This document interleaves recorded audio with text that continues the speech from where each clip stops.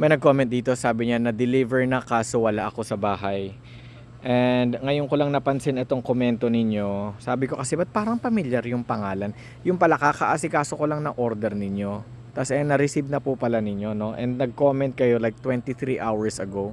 Ayan po. 23 hours ago. It's like almost one day ago, no? Pangalan niya Ellen. Ma'am Ellen, kamusta po? Nakita niyo na po yung product, yung in-order po ninyong honeybee.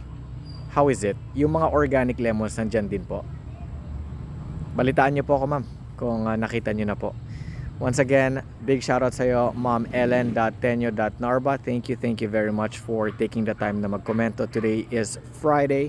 Have a great weekend ahead of you, ma'am. Ma'am, give me your feedback po. Appreciate it. God bless you. Hello everyone, sa mga taong gusto ng pure honey, ng raw honey, meron tayo sa Shopee, meron din tayo sa TikTok Shop. Cash on delivery tayo sa buong bansa, Luzon, Visayas at Mindanao.